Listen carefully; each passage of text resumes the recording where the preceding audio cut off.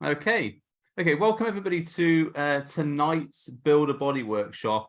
And today we're talking about the gain matrix, which is one of my little models, acronyms, whatever you want to call it, which I use to help explain complex theories regarding muscle building, because it is a bit of a minefield. Nutrition's a minefield, building muscles a minefield.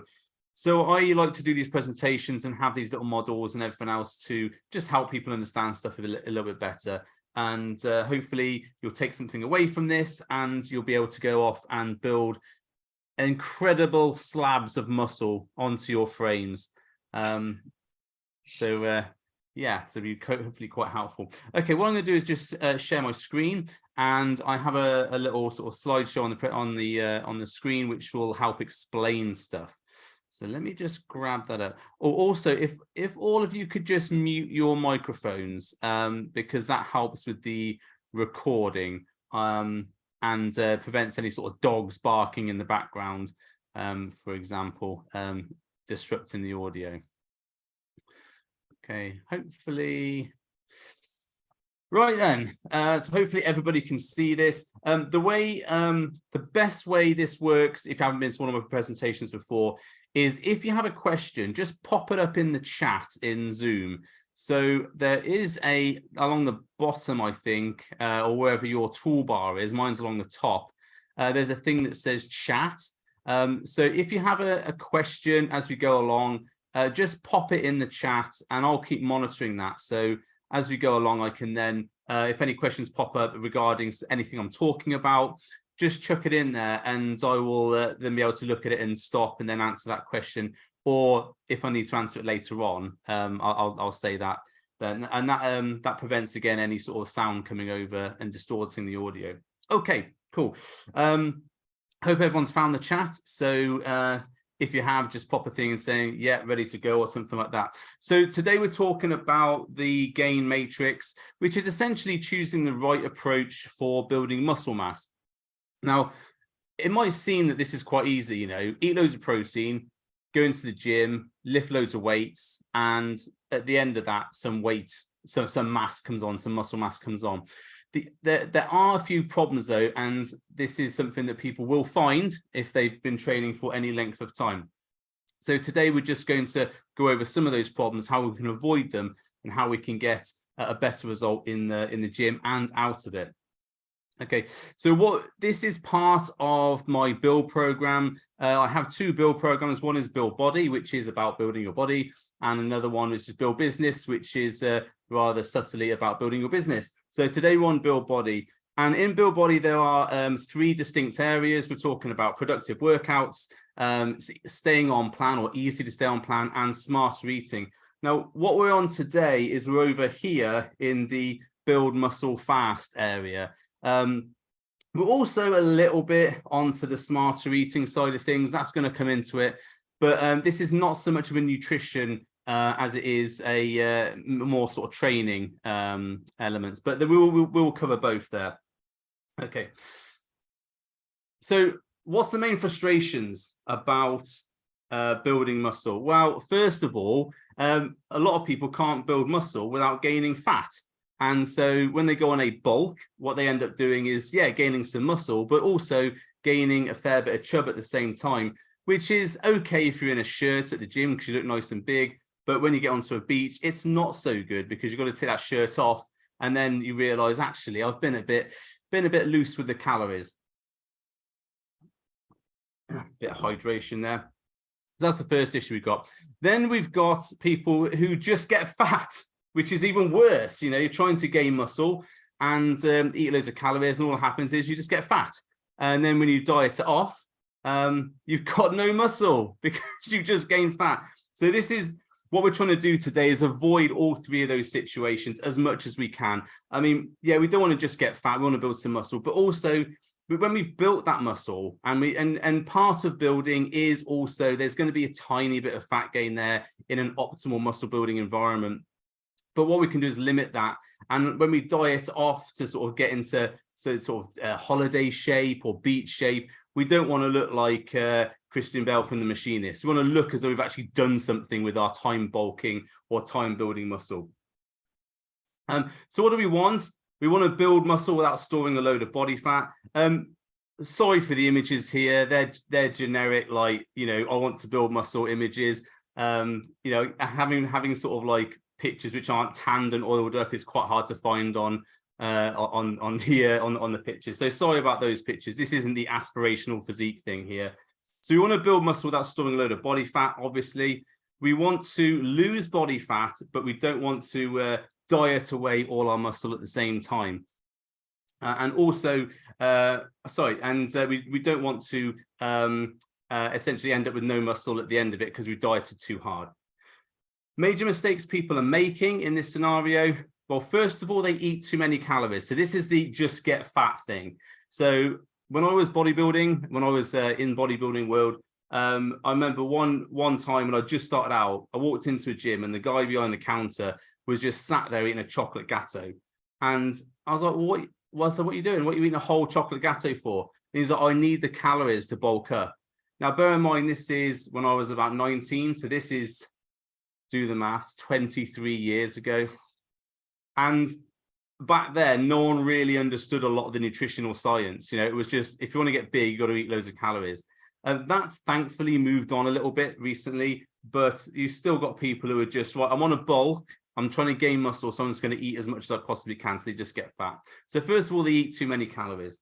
We only really want to be in a slight surplus if we're trying to gain muscle optimally. And we still can gain muscle in a slight deficit. And I have clients who've done that. And if you're on build, which I know a few of you are or have been on build, you'll know that's possible. The next mistake, not eating enough calories. So we don't have enough calories for building muscle. We're eating in too much of a calorie deficit, so we can't actually do anything, potentially losing muscle. And then we're not eating the right calories. So like the guy in the gym before, yeah, we're eating enough calories to put us in a surplus to gain, but actually those calories are fat gain and not so much muscle. So we need to know what we're eating properly.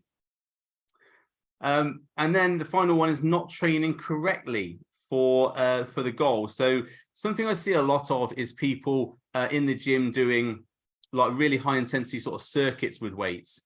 And then you ask them what their goal is. Oh, it's to build as much muscle. So why are you doing really high intensity circuits? Oh, it's to make sure I keep the intensity up. So they've got the sort of right motivation and sort of the right idea, but they're not tailored their workouts to be optimal for what they want to do. So we can have the best calories, we could have the best macro split, optimal protein, supplements, all that sort of thing in place. And if we're just going into the gym and doing a load of HIIT stuff when we're trying to build muscle maximally, that's not going to be the best option. So we need to get that in place as well.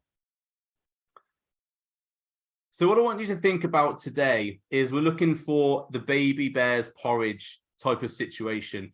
What we want to get is the perfect situation with our nutrition for what our goals are. And we also want to get the perfect situation with our training for what our goals are. And it's important to know before we go on any plan, what our goals actually are. Now, this might sound stupid because a lot of people say, well, I want to lose weight or I want to bulk up or whatever else.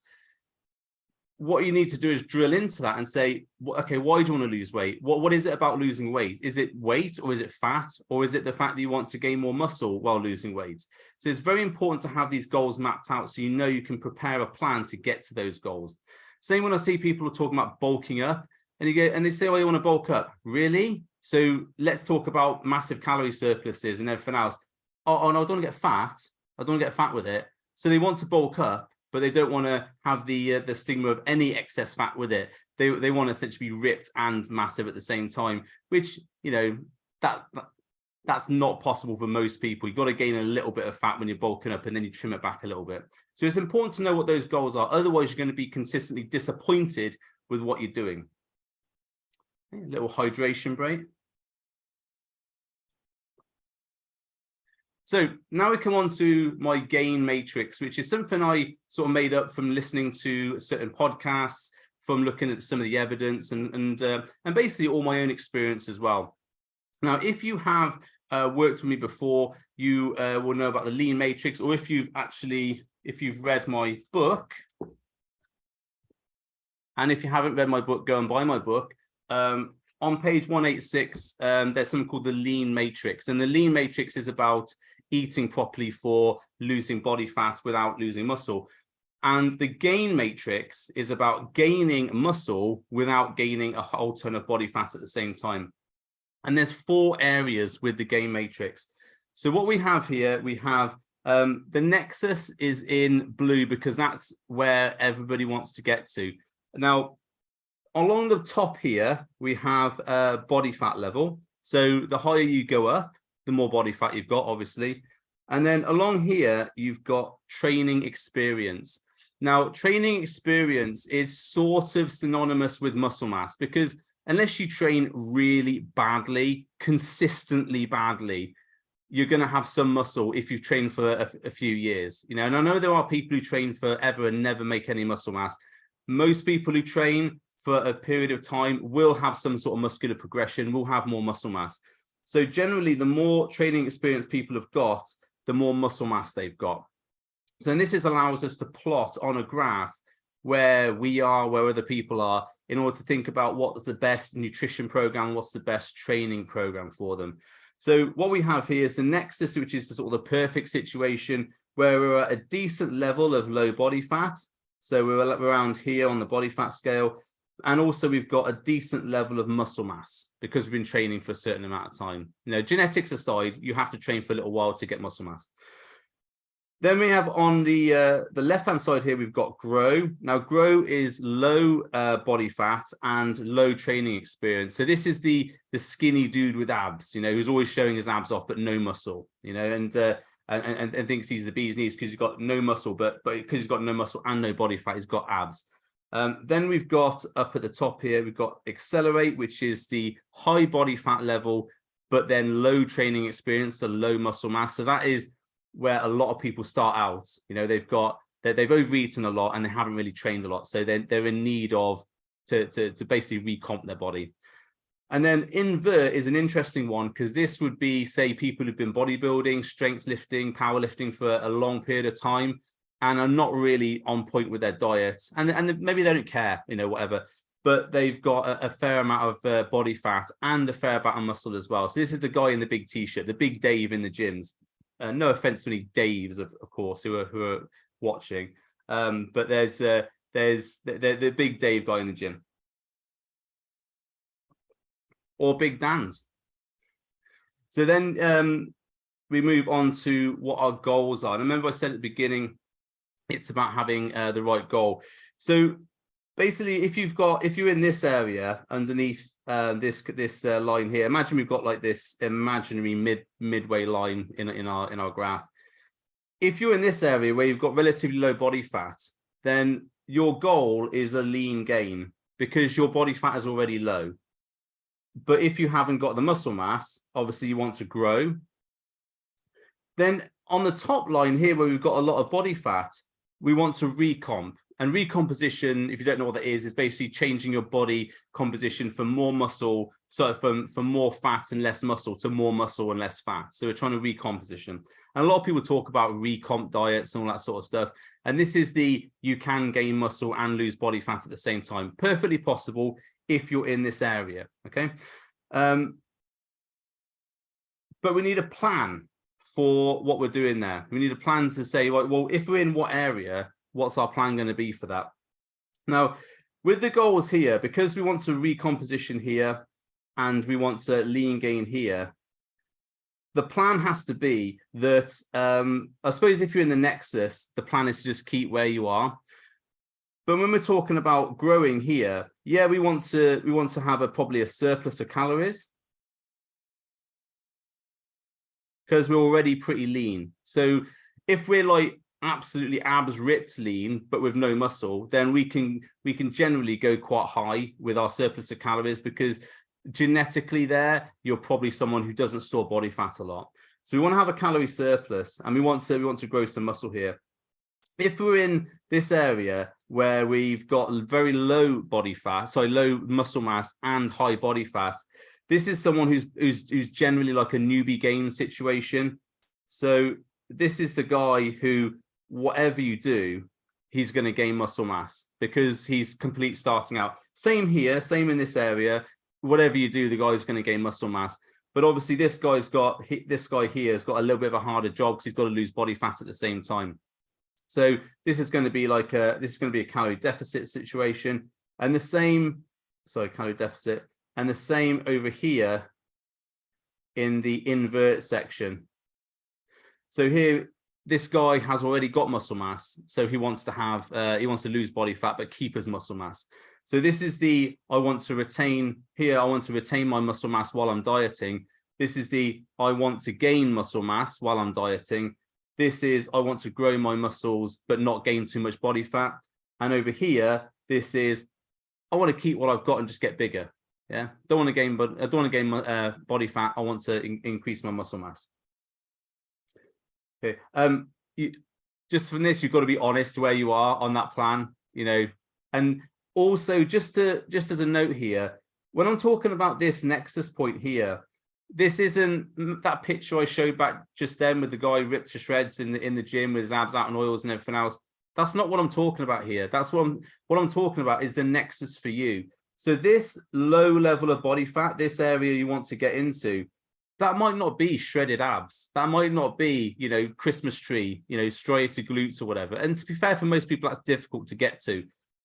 This is what an area of body fat that you're happy with and you're happy maintaining, and then we're growing muscle mass into it. So, you know, I don't promote on build, you know, getting ultra shredded, that sort of thing, because that sort of stuff is mentally tough, mentally difficult. What we're talking about is a level of body fat you can carry around every single day, which you're happy with. You look in the mirror, you're confident about your body, about how you look and everything else. If needed, and if you wanted to, you could trim down a little bit to get into, say, holiday shape or something like that. But you're happy walking around every day. So this nexus point is the level you're happy walking around with every day. It's not the, you know, shredded abs guy, Dr. Shreds situation. Just want to make that clear before everyone thinks I'm going for the shreds here. Okay, so we need to flip this into a plan for calories and a plan for training, because obviously there's two separate models there. And the other side of the thing is we want to make sure we can do that plan and again and again. So that's the 3 areas of build. Now let's go for the grow situation at the bottom. And by the way, if you've got any questions, make sure you chuck them into the chat so I can see them.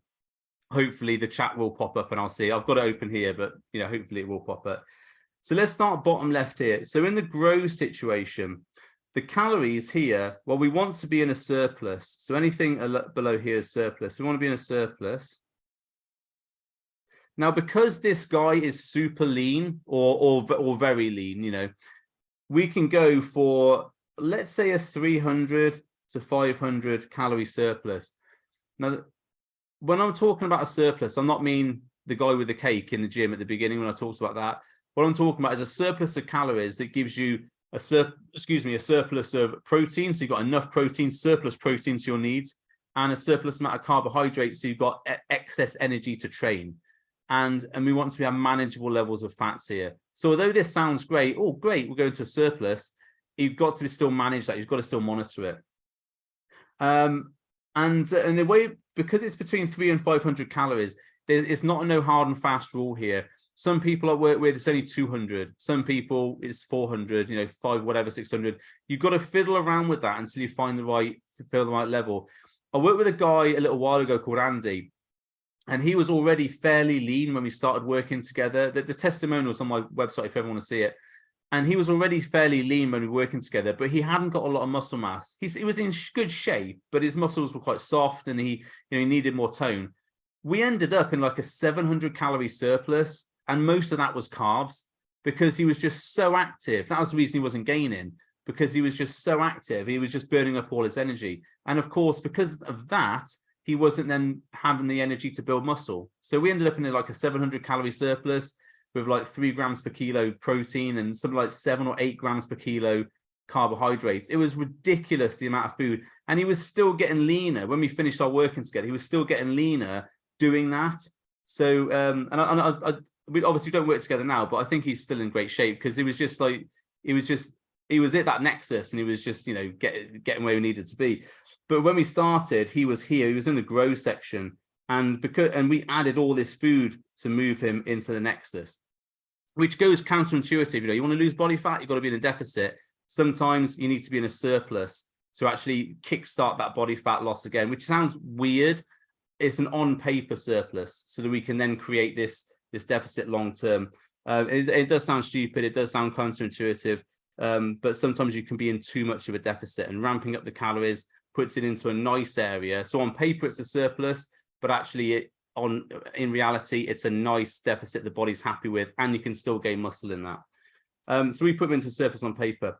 Then we've got the guy here and the accelerate over here. So here we want a calorie deficit, of course, because he's got too much body fat. And I'm talking about men here. I'll just use the term he because I'm a guy. This can be women as well. So we want a deficit, and we want quite a high deficit. So 300 to 500 calories. We can even go up to 700 calorie deficit if we want to. I've got a client I'm working with currently who's at about a 700 to 800 calorie deficit, because he has a lot of body fat to lose, but he's actually more over in the invert section because he's quite a big guy. But he's built muscle mass on the time we've been working together. And when we started, he was in this point here, this accelerate. So he was sort of up here. Now he's moved here because he's built loads of muscle at the same time, but he's still losing body fat. So you can put in a high deficit here because you've got a lot of body fat to lose. And because you haven't got a lot of muscle mass, you can put the high deficit up there, because whatever you do is going to start gaining muscle mass. So it's important to know where you are here, your training experience. And then the invert section, we still want a deficit because we're trying to lose body fat. But because this guy has a lot of muscle mass, what we don't want to do is take our deficit to such a level that he can't train. You know, he hasn't got enough energy to train in the gym. Because what's going to happen is he's been used to eating all his food and training really hard, and all of a sudden you take all that food away, and he can't train as hard as he used to. And that's really annoying, because then he can't get the lifts he wants to, and because of that his training goes down. And so even though you've created this massive deficit, he's not now outputting the same amount of calories in the gym that he was. So what happens is his actual output goes down. So this massive deficit you've created actually is redressed by the fact that he doesn't train as much and he's demotivated. And actually that can lead into then other things like, you know, binging on food and, you know, not going to gym because why bother, because the gym workouts are rubbish. So it's important that the deficit here is about 300-ish. You know, we want to put them in a deficit, but we also want to make sure we've got enough energy to train. So that's really important. Okay. Actually, let's go back to the calories for a little while. Protein levels here at the grow section down here, we want to be looking at, I would say, between 1.6 to 2 grams per kilo, maybe even going up to the 2.5 grams per kilo here. Because we're in a surplus, we've got lots of calories to play with. So, and we want to gain as much muscle as possible. So ideally in this situation, I would be going to this sort of level. Remember the guy I talked about, Andy, before? He was at 3 grams per kilo. But what's really important here is if you're only eating like 1.2 grams per kilo, and you'll need to obviously measure your food if you know to understand this.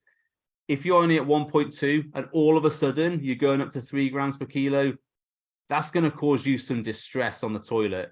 So don't do that straight away. Make sure you build it up over time so that your body is able to tolerate and process that amount of protein.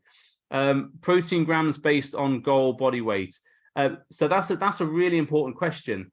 If you're down here in the grow section or the nexus section, it's based on your current body weight because you're at a low level of body fat, or a level of body fat let's say about sort of 12%, you know, 12 to maybe top end 14%. Depends on if you're a woman or you're a guy. If you're here, yeah, you want to be looking about target body weight, because say the guy I was talking about who's moved from here to here, he is a fairly heavy guy. So if we're going to say to him, oh, we're going to give you 2 to 3, let's say 2.5 grams per kilo, he'd be looking at a lot of protein a day, like nearly 300 grams a day. And that's a lot for a guy to eat, you know, especially if we're trying to talk about a calorie deficit. So if you are in a position where you've got where you're trying to create a deficit here, I would go for your target body weight.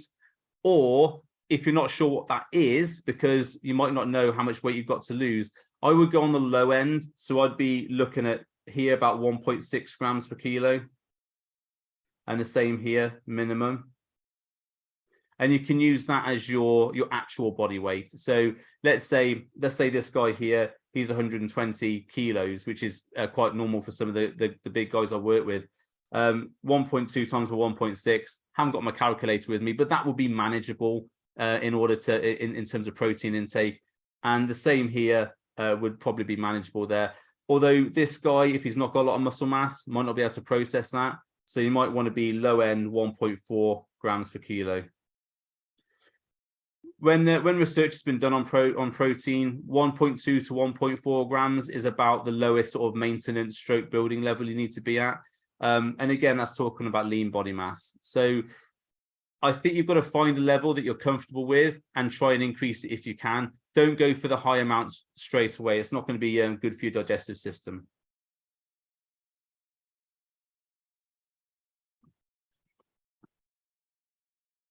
Okay, so we touched on this guy already, in the invert section here. When we are looking at the deficit here for 300, and we're looking at the protein, obviously you've got to factor all that into account, and then you've got to factor in things like your fat content. Generally, when you're up here into this level, this surplus level, I'd be looking at fats. So protein 1.6 low end. I would be looking at fats sort of 0.6 to 0.5 really, because we want to keep fats at a minimal. This is grams per kilo of body weight again. With the fats, you might want to have a look at that and see how that fits into your diet, because if you're talking about lean body weight again, it might be that the fats are too low for what you're currently eating. I would probably look at this figure. I would probably go on current body weight. And that's generally how I work. So if the guy is 120 kilos, 0.5 is about 60 grams of fats in a day, which may seem high, but because of his body mass and everything else, his calories are going to be slightly higher anyway. So that's going to be tolerable. And then what we do when we work out our calories, we take whatever that is, the protein level, whatever the fat is, that is, and then take off, and that's whatever's left is our carb calories. And I've done that on previous videos, so I won't go into that too much today. Down here in the nexus, the guy has got a load of muscle mass already. He's very low body fat, so we can be looking at a surplus, probably about 300. So I'll put it over here, so maybe not, you can't read it there. I'll probably go for a 300 surplus there. The reason we don't go for 500, and we still might go for 500, but if the guy's already lean and he's got a lot of muscle mass, pushing the calories up too much potentially could cause increase in body fat, because if you have got a high level of muscle mass and you're already servicing that with your current calories, going any higher than say 300-400 calories might result in excess fat gain on a faster level. So generally I go for 300 surplus here. Protein levels, we want between 2 to 2.5 grams per kilo, and that'll be actual body weight because they're quite lean. Fats and carbs, again, I don't really go into that too much. It's generally what works for the person. Normally, I'd be looking at 0.6 grams per kilo on fats, and the carbohydrates is whatever's left over.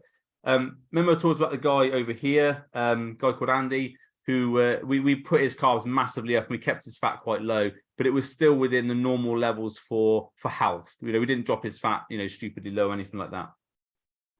Okay.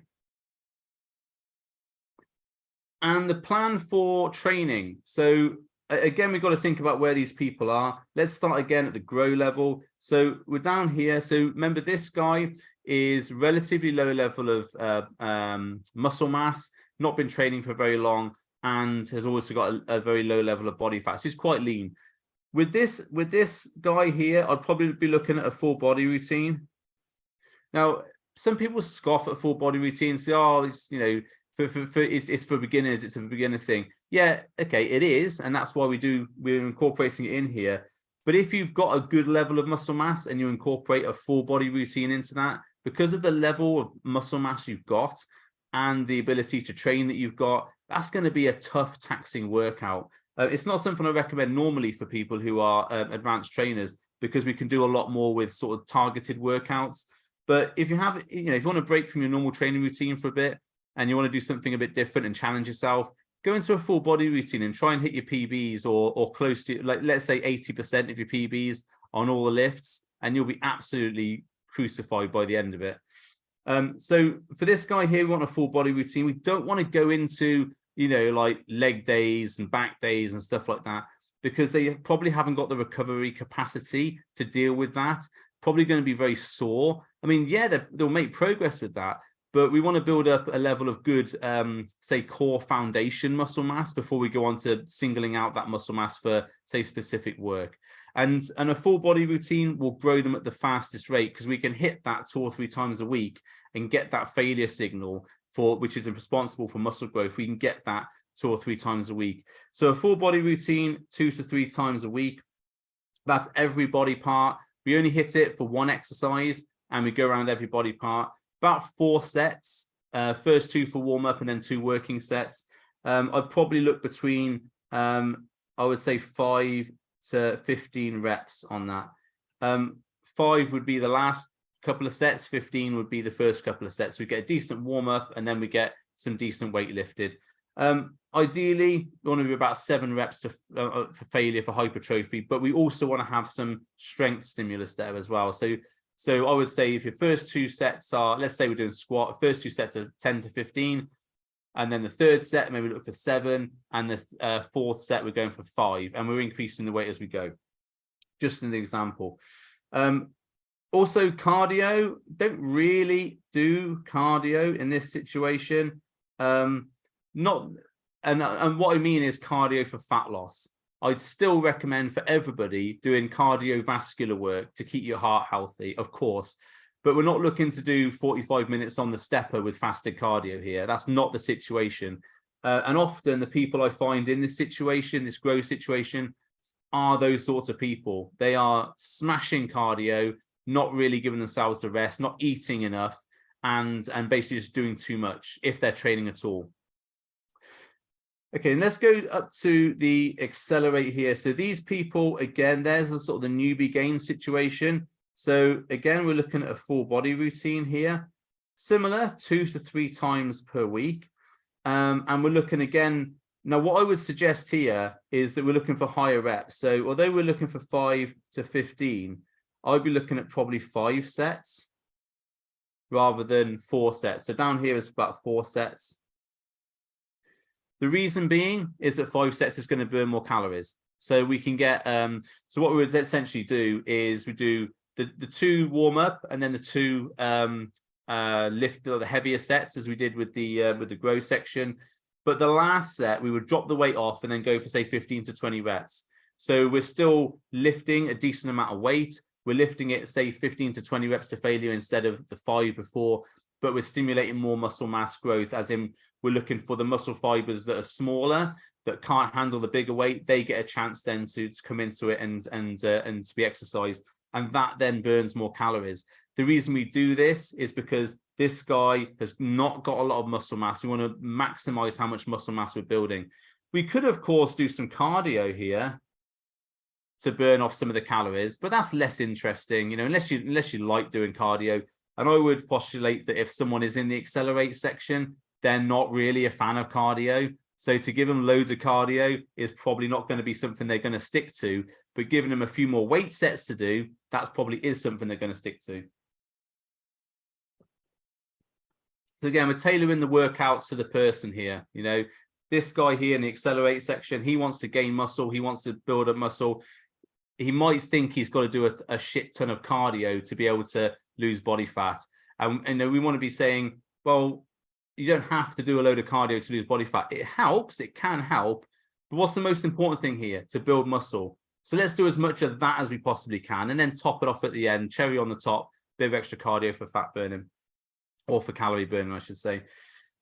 Okay, when we're into the invert section, so we're over here now. Now, this guy here has experience with training. He's got a few years behind him, probably been training for a little while. He's eating too much. That's his main issue. He's got no issue probably with training hard, and he's probably got some experience of doing volume sets, doing like body splits, that sort of thing.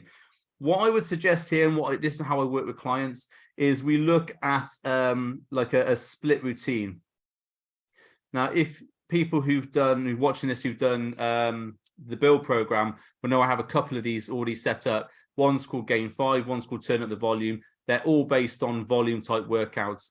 The reason we split the workout, the routines here, is to really, first of all, focus on that muscle and get that muscle fatigue, so we're gaining potentially new muscle growth. But also, we're looking at hitting the body twice a week. Now, with a split routine, you can do that. You can set it up, and this is how I set up my programs and build. You can set it up so you hit one body part and then like another one, and then come back another couple of days later. And you might say, for example, you did so you had 3 or 4 sets on chest on Monday. You can set up the workout so you can come back a few days later on, say, a Thursday. You might be doing legs, but you can then top it off with like a couple of sets of bench press to failure at the end of it, as in volume failure. And that will get that twice a week hit for muscle mass or muscle failure. And that's really important because the research at the moment is pointing to multiple failure points during the week for optimal muscle growth. So back over here, when we're at the full body routine, that's what we're doing there, hitting the body a couple of times a week to facilitate muscle growth. And we want to do the same here on the split routine. I would say the majority of people I speak to who are in this invert section here, and they're doing split routines, are doing traditional bro splits. So they're doing like chest on a Monday, you know, back on a Wednesday, legs on a Friday, that sort of thing, and only hitting it once a week and trying to hit it as hard as possible in that week. So the mentality is, so I'm just going to train that muscle and smash it and then move on to the next one. Whereas they really need to be thinking a bit more intelligently. And this isn't their fault. They might not have read the research or be aware of it, but training a bit more intelligently, more productively, and hitting those body parts a couple of times a week. So we want a split routine. I would say here, we want about like 4 to 5 sets per exercise. And we want to be looking at, say, I would say 10 to 15 reps here. The reason why we don't go for the 5 reps here is because these guys are already pretty strong, so they can probably handle a decent amount of weight for 7 reps. And we want to get more calories burned, and we want to trigger more volume work here because they've already got muscle mass. So we want to trigger more muscle mass being built here. So we don't want to go anything below 5 reps, really. Anything like that is an ego lift. And if they're looking to build muscle and burn body fat, anything below 5 reps is not going to be conducive to that. Might help them gain strength, and I'm not saying they shouldn't do it, but as a general rule, it should be 7 to 15 reps, in my opinion. Cardio, yeah, I think absolutely these guys should be doing a bit of cardio. They've already built a lot of muscle mass. They've already got the ability to hold on to that muscle mass because they're probably eating higher protein. They should be doing a bit of cardio. How much depends on the person. Generally, I would say that 20 minutes post-workout is a good goal to have. Personally, if they're looking to maximize the body fat, and we're operating a slight calorie deficit, and we're operating this volume training, which is going to be burning a lot of calories, probably maximum 40 minutes is where I'd want to be here. Anything more than 40 minutes, I think potentially is counterproductive to their goal of maintaining muscle mass. And of course, we're talking about natural athletes here, not about people who are assisted, because that's a different ball game. But yeah, anything over 40 minutes cardio after weight session, I'd say is probably not ideal. If you're going to be doing cardio away from your muscle building sessions, well, that's fine. We could do a bit more there, maybe go up to an hour, but I probably wouldn't go, well, I definitely wouldn't go more than an hour. And ideally, I'd probably want to go 45 minutes a little bit faster than an hour a little bit slower, just to save time. And then we move down to the Nexus area. So the Nexus, they've already got low body fat, and they've already got high muscle mass. So again, we're looking for a split routine, but also a full body routine would be good in this situation because they've got a decent level of muscle mass.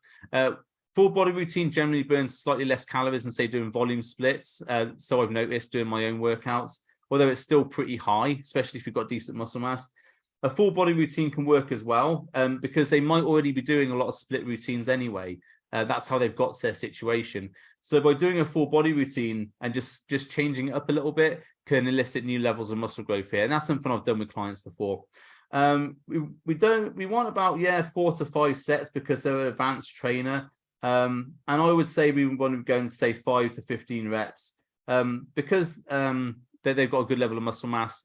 We don't need to be thinking about massively up ramping the calories that they burned in the session. So we can think about potentially having a higher surplus and going for lower reps in terms of building up some strength, just as something as a different approach.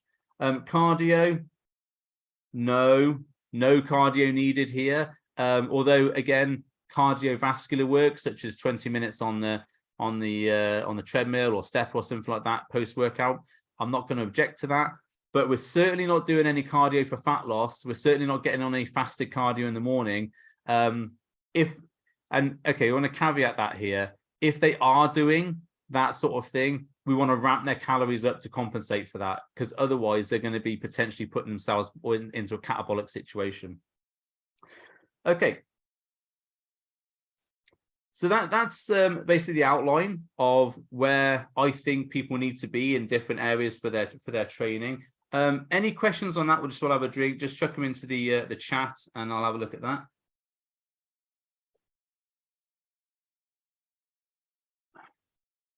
Okay, and while everybody's doing that with the chat, just make you aware, I've got a couple of tools on my website, and actually my website's changed now. It used to be BK Nutrition. It's now buildcoaching.co.uk, which is more representative of what I actually do for a living now.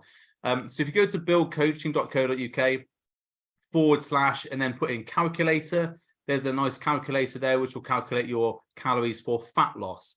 Now that calorie calculator calculates a 500 calorie deficit. So if you're going for the 300 calorie deficit, of course you need to add 200 calories to that. It will also give you the macros and the macro splits, but for that 500 calorie deficit. So just be aware of that. It's 500. You might need to adjust it a little bit for 300, but it'll give you an idea about where you need to start. If you are looking for the surplus arrangement, then you can go for the muscle gain calorie calculator. That, I think, gives you a calorie surplus of about 400 calories. So again, you might need to tweak it for what you're doing, but it will give you the macros for a higher protein intake, higher carbs for hitting the exercise requirements, and a moderate fat intake. So the calculator here, so 2 seconds, using my mouse, then you can't actually see my mouse moving around, sorry about that. So if we're talking about the calculator for the fat loss, we are up here. And if you're talking about the muscle gain calorie calculator here, we're talking here. So those two tools will help you if you're in that situation. And the other thing I've got here is the vitamin T workouts. These are sample workouts of what I would suggest. I've suggested some here for full body, for split volume, that sort of thing.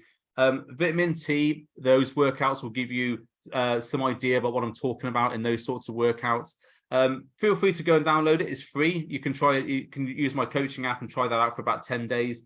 After that, you would have to pay, join Build, whatever you want to do to keep them. But you can print them off if you want to. If you want to print off the workouts, just go into it and print them off. No problem at all. Don't mind you doing that. But again, if you want to develop those further, of course, you can join Build program, and then you'll have loads of workouts to go through. Right, let's just go for questions. Right, okay, Danny. I tend to stick to the higher end of the rep range in each set. What are your thoughts on this? If for any general recomp, slightly lower earlier in the week, say 10 and 15 reps, second muscle group workout. Okay, I mean, there's no issue with that, Danny, at all. Certainly when you look at the research that's been done on hypertrophy, the overwhelming opinion there is anything between 7 to 12 reps as a goal is the hypertrophy area. So if you're looking to develop more muscle mass, then 7 to 12 reps, I mean, that's not like a hard and fast thing. It's not like if you get to 13 reps, all of a sudden you've got no gains, or if you're at 6 reps, you've got no gains. It's just an area they found in the research, which seems to be the sweet spot for maximal hypertrophy. You're still going to make muscle gains at 13 reps, 14 reps, whatever. I've done sets which are like 70 reps on leg press, which is just complete overload because I was targeting those smaller muscle fibers.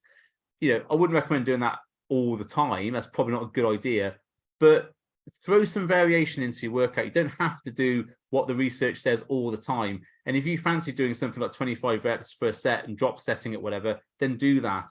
Certainly what you've got there is not, I wouldn't say is a bad thing. A general recomp, yeah, sure, that's where you need to be.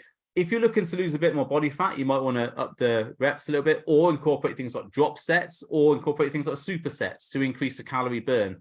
Or something I've done with other clients, which you might be aware of from the Build program, is at the end of a workout, if you've got your MyZone or whatever else, and say you've done 460 calories, then smash out some arms at the end to get another sort of 100 calories out, just to get the calorie burn up.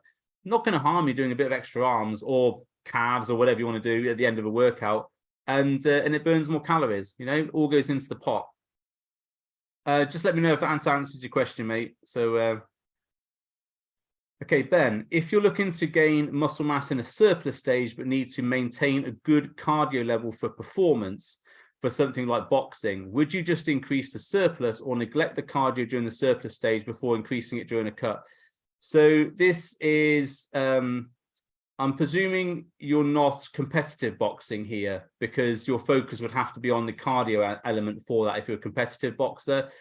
If you're just doing boxing for like to keep fit, for want of a better word, then yeah. So what I would do for this, and what I have done with people before, is that because they enjoy doing this level of activity with the cardio for the boxing, we just increase their calories.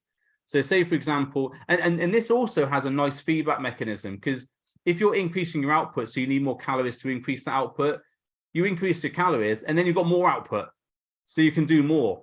And this is what we found with that guy I was talking about, Andy, before. You know, we were increasing his food, and he was just getting leaner and leaner because his output in the gym was going up and up. We did get to a ceiling point after a while, which was like, I don't know, 800 calorie surplus or something. He was still getting lean, but he was able to output more as the calories went up. So he enjoyed being active. So we increased the calories to accommodate that. But because of that, because his mentality was already towards that, he was able to do more. So yeah, I mean, I would not be compromising your calories. I would be actually increasing them to get more out of your cardiovascular output. You've obviously got to monitor your body fat level and how you're training in the gym. But if you are wanting for energy in the gym, and you'll know this because you'll be tired but not mentally tired, if you're wanting for more energy in the gym, then you should be increasing your carbohydrates. Now, the way you can do that is a pre-workout carbohydrate. I use things like Muller ice, Scotch pancakes, bagels, that sort of thing, things that get into your system quickly. Or you could use an intra-workout carb drink, which is what I was doing with this other guy. We use something called Carb X at the gym, which is cyclic dextrin based. Don't use maltodextrin, it can sometimes bloat you out. And Vitago, I think, is still around. That's potentially good as well, but it can be quite bloating for you. Did that answer your question, Ben? Just let me know if it did. I think I went on a bit of a ramble there. But yeah, I honestly, I wouldn't neglect the cardio at all, because if you enjoy doing it, you're going to be annoyed that you had to stop your cardio. And that's also going to bring your total daily energy expenditure down, which potentially then it impacts in terms of your calorie deficit or your fat loss. I think I've answered everything there. Just let me know if I have. I can revisit it in a second. Danny, how many weeks would you suggest keeping a calculated amount of calories before lowering? In my case, if results not as anticipated. You probably need about 2 weeks on an adjustment to see a result. The reason I say that is because if you drop your calories too low, you probably won't feel it for a week. And you'll see the change, but you won't feel it for a week. Also, if your calories are dropped to just below for a slight deficit, you probably won't feel it in terms of mentally, but you won't see it on the scales or in the mirror for probably about 10 days as that calorie deficit builds up. So I always leave 2 weeks in between any adjustments for clients, just for the fact that if you're doing it every week, no one's week is the same. You always got a different week. This week, my kids were late from school, so I had to go and pick them up and take away, or I had to go and do this meeting or whatever else. No one's week's going to be the same. So by giving yourself 2 weeks and monitoring everything, calories in, calories out, expenditure, steps, all those things, it allows you to get a decent amount of data for an average reading to be obtained. So the answer is change it every 2 weeks, or monitor it, and if you need to, change it every 2 weeks. And on that, make sure you're monitoring your mood as well, because you can be seeing results, but the calorie deficit is too low, so that then your mood is really low, and you've got to be really aware of that, because that's only going to get worse. Ben, from a supplements perspective, would you recommend cycling creatine or taking it regularly? Don't need to cycle creatine, Ben. Just 5 grams a day, absolutely fine. There's also some mental health benefits to a supplement with creatine. Again, 5 grams a day seems to be the sweet spot there. You don't need to load with it. Loading just makes it get to saturation point faster, but potentially has issues with your digestive system. So I just do 5 grams a day. I chuck in a protein shake. I have it with my breakfast in the morning. If you've ever seen any of my breakfast selfies, you'll see there's a small glass of protein shake there. It's like 200 ml of water with a scoop of protein and creatine in. I just smash that in every single morning. Then I know I've done it and I've ticked that box, so I don't have to remember after I've trained. The optimum time to take creatine is post-workout with carbs, because something about the insulin helps pull it in or something like that. I don't think that's ever been really truly researched why, but it works with protein as well, as in you get insulin released from protein, but carbohydrate seems to shuttle it in faster, which is why Celtec used to do like 50 grams of sugar or something. There is some research behind that, but honestly, I've done my protein creatine in the morning for a long time. I've certainly not seen any detrimental effects, as opposed to doing it post-workout with a shake there. Cool. Okay, 2 weeks is thinking it might be about 6. No, it's fine. Okay, cool. Good. Okay, so answered all those questions. Let's move on. Jill, anything from you, or are you just happy to watch? Okay, I'll wait for you to click on there. So some take-homes, because we're coming up to just on the hour, so I want to make sure we get done by the hour.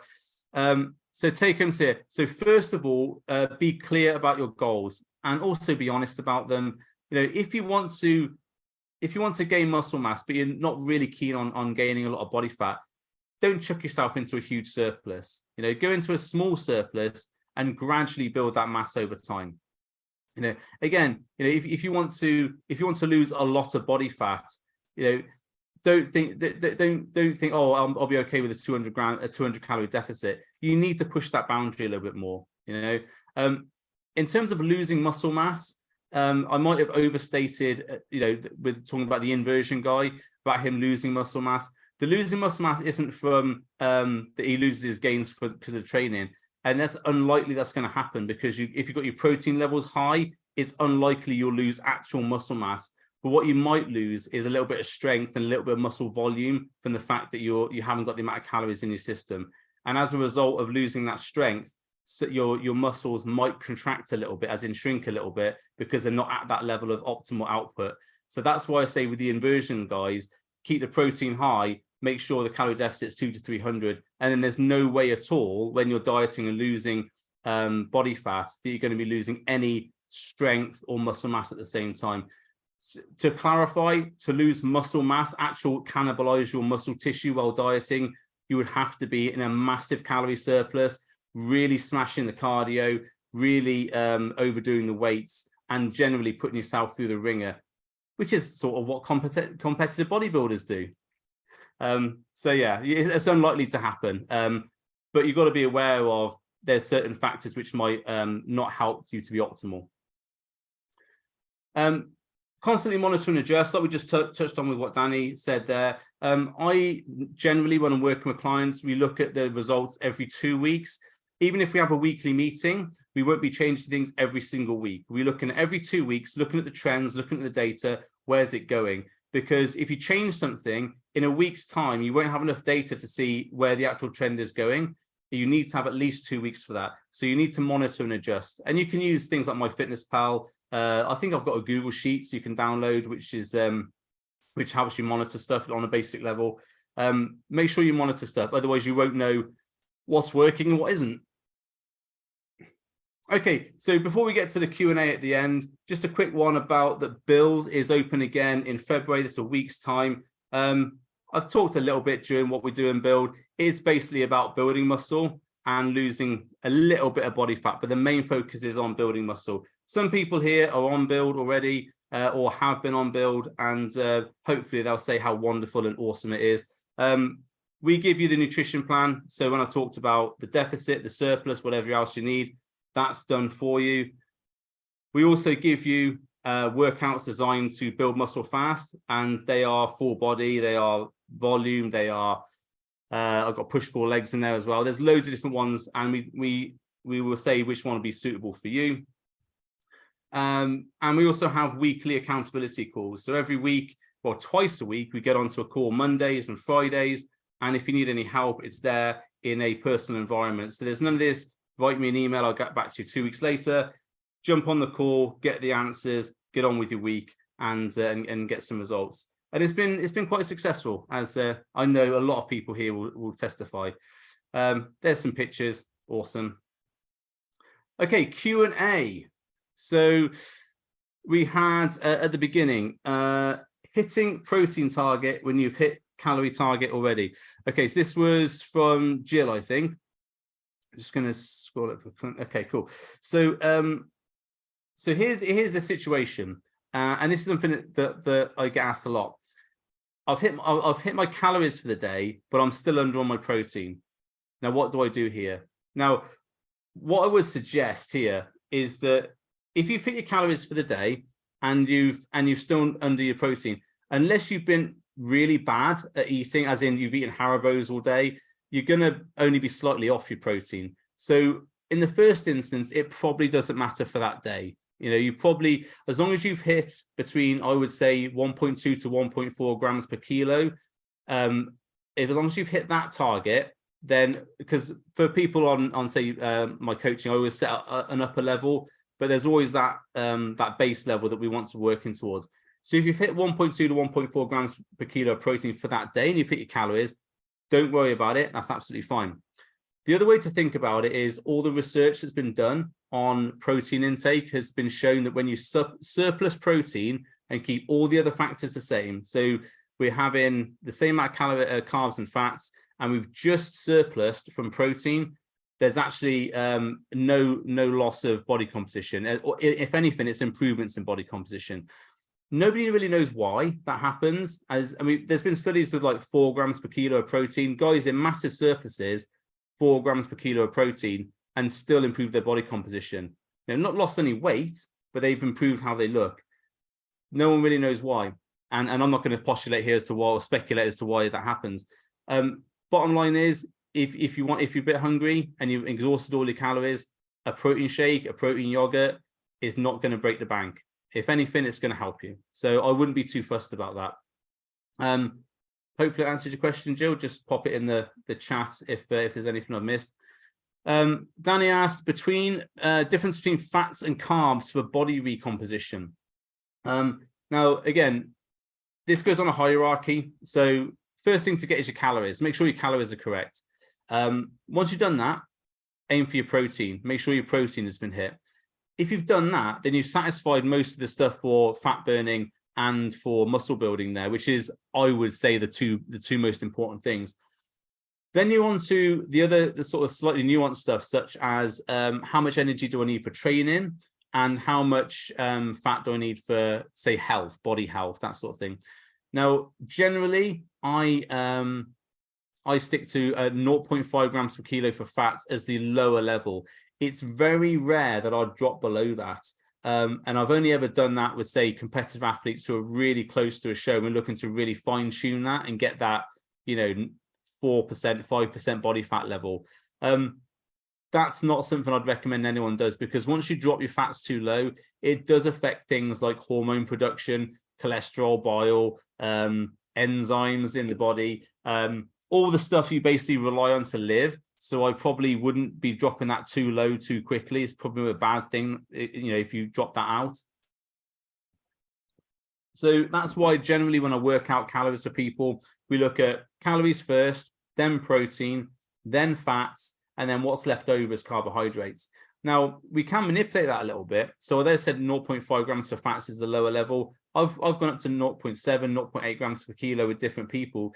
Say people who prefer eating more fats and carbohydrates, so they like our avocados, they like their nuts, and they like their oily fish. Well, that's fine. We can put more of that into the diet, and we can, excuse me, just making sure my thing doesn't turn off. We can put more of those into the diet, but then we've got to drop the carbohydrates out as a result of that. So the only issue I see with that is if you drop your carbs too low, you've then got the issue where your body's got to manufacture glycogen from either the fats or the protein in order to supply glycogen to the muscles, which can present its own trickiness. Certainly, if you drop your carbs out completely, you're then potentially going into keto. So, and I'm not a fan of keto, if you haven't guessed, if you watched any of my content. It's not my favorite thing. It's a survival mechanism which, you know, athletes, people who train hard with weights don't need to be going into for any sort of benefit. So yeah, I mean, ideally, I wouldn't drop my carbs below 2 grams per kilo in any situation, because you just need a certain amount of carbs to manufacture glycogen. Danny, I think it's putting in the, it's about 200 calories, about right, and adjustment up and down for 2 weeks, as you already said. Yes, that's about right. So adjust it 200 calorie steps. Yeah, so does that answer your question, Danny, on difference between fats and carbs? It doesn't matter if it suits you, but you just got to be wary about your output in the gym, which is the main consideration, I would say, for most people. I know people who've gone quite high fats and low carbs, and they're great in the gym, but that's what they prefer. So you've got to monitor that. And if you prefer high fats and lower carbs, and you get on, you're doing all your workouts in the gym, you're not feeling tired, perfect. If you're not, if you're lacking in the gym, you probably need to address that balance a bit. Okay, that's done. That's good. Okay. Tackling impact of age on muscle mass and losing it as a preventative measure. So this was Ben's, I think, question. So yeah, so when you get past, say, 35, 40, which is pretty much where I am at the moment, something called sarcopenia, which is muscle loss, that does become more of an issue. Now, there's certain things you can do to offset that. So the first thing would be to use fish oils, particularly EPA fish oils. There is some decent research based on high dose fish oils, and I think it was between 3 to 5 grams a day, which is quite high. And they gave it to, I would say, older people. And I don't want to offend anyone watching this. I think they're about between 60 and 70 who were also training with weights. Now, what they found was when they did this, the EPA, the fish oils, increased their muscle protein synthesis response. Now, that's the response you get from training and from protein in order to build muscle. Now, if anyone's watching this who's 20 and they go, Min, I'll go out, buy a whole tub of fish oils and get massive. Unfortunately, it doesn't work if you're a young, vibrant person who already has got maximal muscle protein synthesis. It only starts to work sort of 40 onwards. And I think the research was done on mainly 60-year-old people. So if you're getting older and sarcopenia, muscle loss is a consideration, then which it should be for anybody who trains, I would say increasing your fish oils is never going to be a bad thing to do. Personally, I take about 3 grams per day plus some krill oil, about 800 milligrams of krill oil. I do that every single day. There's also benefits from body composition from krill oil and fish oil, and also for heart health and all these other beneficial things. So you can't go wrong with increasing your fish oils there. Also, protein intake. If we think about the MPS response, as you get older, you want it to be, it's going to start to dwindle as you get older. So there is a real case for increasing your protein intake as you get older. So for me, currently, I try and stick to about 2 grams per kilo, which is ironically where I was when I was bodybuilding. But now I'm just trying to maintain and build a little bit rather than like be a massive meathead on stage. So protein intake, I would go up to about sort of 2 grams per kilo. Which you can get from shakes, that sort of thing, quite easily. The other thing I would be thinking about is tendon and joint strength.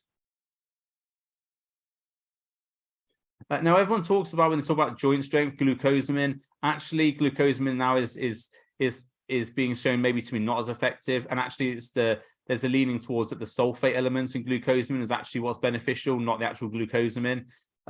Personally, I take a joint supplement, which is made by Strom Sports, which is called Joint Max. It has everything in it that you need. It's got curcumin, it's got turmeric, it's got, I don't know, weird and wonderful things. Cissus, which is excellent for tendons. It's full of all the right stuff you need. And I just take that every day. Easy, does the job. And it takes care of all. I don't have any issues with my tendons or joints anymore. I just take it every day. You can research all these things yourself. If you go to examine.com, which is an excellent site, open access site, and it's got very unbiased and research-based advice there. Go to examine.com and look up joint health or something like that. It will tell you all the things that are potentially good and all the stuff that's potentially not worth spending your money on. And to be honest, examine.com is one of the places I go to fairly regularly, especially when I'm working with clients. They say, I've got this condition, because I don't know everything. I can't keep everything into my brain. So when I go onto examine.com, I'm like, oh, okay, yeah, I remember that when we talked about it on my course or whatever. And that helps me to get the advice for clients and apply it for their needs. But if you put that in, examine.com, it's a free open access site. Consider buying some of their guides. They're really good. And also it supports the site. I think that's the three things. Just read that question about tackling impact of age on muscle mass and losing it. Protective measure. Oh yeah. The other thing I would do, Ben, here is I would be going for any personal bests, any PBs, any 1 rep maxes on weights, because let's not kid ourselves. We're not the spring chickens we used to be. And my best deadlift ever was 280 kilos. If I went and tried to pick that up today, I think my probably arms would come off, my back would cripple. There's no way I'm going to get that lift ever again. Don't try and recreate your youth by doing the workouts you used to do when you were 20. It's just not going to happen. Focus more on volume, work on taking failure from, say, 10 to 15 reps rather than 1 to 2 reps. You don't get no medal for lifting your personal best. Okay, it might be nice to do that, but the more you do that, the more you look at these 1 rep maxes or 2 rep maxes or whatever and really push yourself, the more you're opening yourself up for a tendon injury. And that is a lot harder to recover from. Believe me, it is when you're older. So I'll be looking at volume work, supersets, drop sets, making sure you're warm before you train, especially at the moment, making sure that you warm up correctly before you do anything. Sounds a bit defeatist, doesn't it? Doom and gloom for old people, but it's just what it is. You get to 40, it's like things take a little bit longer to warm up than they used to. Can't be going out till 2 in the morning and then coming back and like smashing some weights at 6. It's just not going to happen anymore, unfortunately. I think that answers everyone's questions. That is the last slide. Any questions on anything I covered? Anything that is not clear? I'll just wait for them to come up in the chat. Yeah, examine.com is an excellent resource, free open access. Their guides are really worth buying. If you're a Build member, just check out the PDFs. There might be something in there for you to look at. Couple years forward, okay, great. So hopefully that has helped everybody who's watching this. If you're watching back on the recording, feel free to either drop me an email or write in the comments underneath if you're watching on YouTube about anything that you was not clear and you want some help with. Thanks for everybody who attended and came on to at this late evening to watch. I do appreciate your time, and I will let you get off and go to whatever you're doing at 9:15 at night. Great, thanks very much, and I'll see you on the next one, which is about the 23rd of February, I think. Bye for now.